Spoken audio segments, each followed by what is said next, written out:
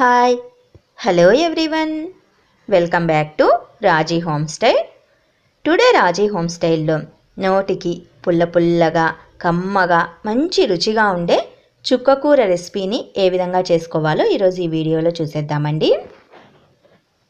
First of all నేను ఇక్కడ ఒక పెద్ద సైజు చుక్కకూరని తీసుకున్నానండి. మా రాయలసీమ సైడ్ అయితే చుక్కాకు అంటూ ఉంటాము. దీన్ని చిన్న చిన్న ముక్కలుగా కట్ చేసుకోవటం కానీ తుంచుకోవటం కానీ చేసేసి శుభ్రంగా కడిగేసి ఒక ప్లేట్లోకి తీసేసుకోవాలి. ఇలా శుభ్రంగా కడిగేసి ఒక ప్లేట్లోకి తీసుకోవాలండి. ఆకుకూరని లేత కాడలుంటే తుంచేసి వేసుకోండి, ముదురు కాడలుంటే కనుక పక్కన పడేసేయండి. ముదురు కాడలు వేయటం వలన రెసిపీ టేస్ట్ అనేది కొద్దిగా చేంజ్ అవుతుంది. సో ముదురు కాడలుంటే కనుక పక్కన పడేసేయండి, లేత కాడల్ని తుంచుకోండి. స్టవ్ పైన ఒక వెడల్పాటి గుంతగా ఉన్న పెన్నం పెట్టేసి అందులో 2 లేదా 3 టేబుల్ స్పూన్ల వరకు ఆయిల్ని వేసుకోవాలి. ఆయిల్ కొద్దిగా హీట్ అయిన తర్వాత పోపు దినుసుల్ని 1 టేబుల్ స్పూన్ వేసుకోవాలి. ఇవి కాస్త చిటపటలాడిన తర్వాత 2 రెమ్మల కరివేపాకు ఆకుల్ని, కట్ చేసిన పచ్చిమిర్చి ముక్కల్ని, కట్ చేసుకున్న ఆనియన్ ముక్కల్ని వేసుకోవాలి. ఇందులోనే కచ్చాపచ్చాగా క్రష్ చేసిన 5-6 వెల్లుల్లి రెబ్బల్ని కూడా వేసేసుకోండి. ఈ పోపునంతా దోరగా వేగనివ్వాలి. స్టవ్ని మీడియం ఫ్లేమ్లో ఉంచేసామంటే పోపు అనేది చక్కగా వేగుతుంది. పోపు అంతా దోరగా వేగిన తర్వాత కట్ చేసిన టమాటాలను వేసుకోవాలి. నేను ఇక్కడ 2 పెద్ద సైజు టమాటాలను తీసుకొని చిన్న చిన్న ముక్కలుగా కట్ చేసి వేసానండి. ఒక కట్ట చుక్కకూరకి 2 పెద్ద సైజు టమాటాలు పడతాయండి.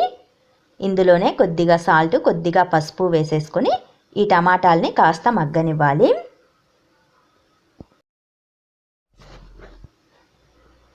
టమాటాలు అనేవి చక్కగా మగ్గిన తర్వాత గరిటెతో ఇలా మ్యాష్ చేసేయండి, మెత్తగా అయిపోతాయి. మగ్గిన తర్వాత ఇలా మ్యాష్ చేయటం వల్ల మెత్తగా అవుతాయండి, దోరగా ఉన్నప్పుడు మ్యాష్ చేయొద్దు. ఇలా మ్యాష్ చేసిన తర్వాత ఇందులో శుభ్రంగా కడిగేసి పెట్టి ఉంచుకున్న చుక్కకూరను వేసేసుకోవాలి. చుక్కకూరను వేసేసేసి చక్కగా కలియదిప్పేసుకోండి. మనం ఇలా కలుపుతున్నప్పుడే ఆకుకూర అనేది మెత్తగా అయిపోతుందండి, ఎక్కువ టైం ఏం పట్టదు. ఈ ఆకుకూరని మరీ మెత్తగా మ్యాష్ చేసుకోవద్దండి, అలా మ్యాష్ చేసుకుంటే అది పుల్లగూరలాగా మెత్తగా అయిపోతుంది.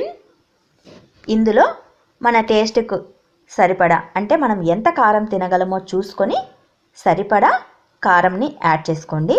నేనైతే 1 టేబుల్ స్పూన్ చిల్లీ పౌడర్ని వేశాను. చిల్లీ పౌడర్ వేసిన తర్వాత కూడా చక్కగా కలియదిప్పేసేయండి. చెప్పాను కదా ముందుగానే, ఎక్కువసేపు కలియదిప్పామంటే పేస్ట్ లాగా పుల్లగూరలాగా అయిపోతుంది. అలా అయిపోకుండా ఉండాలి అంటే లైట్గా కలియదిప్పేసేయండి. వేడి సెగకే ఆకుకూర అనేది మెత్తగా అయిపోతూ ఉంటుంది. ఈ స్టేజీలో ఉన్నప్పుడు ఫైనల్గా కాస్త కొత్తిమీరని యాడ్ చేసుకోండి. ఆ ఫ్లేవర్ అనేది రెసిపీకి చాలా బాగుంటుందన్నమాట. ఇష్టం ఉంటేనే వేసుకోండి, లేకపోతే అవాయిడ్ చేసేయండి. నేనైతే కొద్దిగా యాడ్ చేశాను. కొత్తిమీర వేసిన తర్వాత చక్కగా కలియదిప్పేసేసి స్టవ్ను ఆఫ్ చేసేసుకోండి, సరిపోతుంది.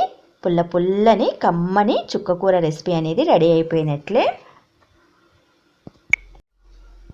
ఈ చుక్కకూర రెసిపీలో కారం, ఉప్పు, పులుపు అన్నీ కరెక్ట్ వేలో వేసుకున్నామంటే రెసిపీ టేస్ట్ అనేది చాలా బాగుంటుందండి. కంపల్సరిగా ఒకసారి అందరూ ఇంట్లో ట్రై చేయండి. మరి మీకు ఈ చుక్కకూర రెసిపీ ప్రిపరేషన్ వీడియో నచ్చినట్లయితే మరికొన్ని ఇలాంటి వీడియోస్ కోసం వెంటనే మా ఛానల్ని సబ్స్క్రైబ్ చేసుకోండి. Thanks for watching.